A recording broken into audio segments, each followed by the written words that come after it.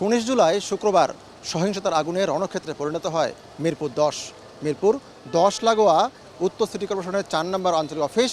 সেদিন বিকেল 3টা থেকে 3:30টার দিকে এখানে একদল সন্ত্রাসী ঢুকে তারা এই সিটি কর্পোরেশনের প্রায় 29টি গাড়িতে আগুন দিয়ে ভস্মীভূত করা হয় গাড়িগুলোকে, এবং 17টি গাড়িতে ভাঙচুর করা হয়। এবং সেই সময় যারা এখানে দায়িত্বে ছিলেন সিটি কর্পোরেশনের কর্মীরা, তারা কিন্তু প্রাণ ভয়ে পালিয়ে যান। উড়া দূরাইছে এত পোলা পাইন, মানে কি বলবো, যে কেউ ঠেকা রাখার মতন সিস্টেম নাই।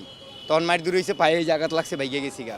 চাপাটি ছিল, লোহা রড ছিল, এগুলি দিয়া আমাদেরকে সব দৌড়ায় ভিতরে ঢুকাই দিছে। এরপরে পর্যায়ক্রমে গাড়িগুলি ধরাই দিছে।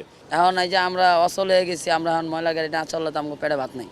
বেলা 12:30টার দিকে এখানে উত্তর সিটি কর্পোরেশনের মেয়র আতিকুল ইসলাম এবং স্থানীয় সরকার মন্ত্রী তাজুল ইসলাম তিনি কিন্তু আসেন, এই এলাকাটি পরিদর্শন করেন এবং তারা বলেছেন এই ঘটনায় কিন্তু উত্তর সিটি কর্পোরেশনের 205 কোটি টাকার ক্ষতি হয়েছে।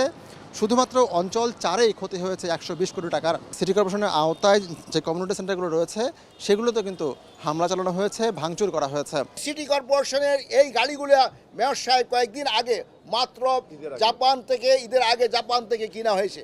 সেগুলোকে 67টা গাড়িকে ক্ষতিগ্রস্ত হয়েছে এবং 29টাকে সম্পূর্ণ ধ্বংস করা হয়েছে। এই জনগণের সম্পদকে কারা পুরালো, আমি অনুরোধ করব জাতির কাছে, সরকারের কাছে, আমাদের প্যারেন্টস মিনিস্ট্রিকে এটার আশু বিচার ব্যবস্থা নেওয়ার জন্য।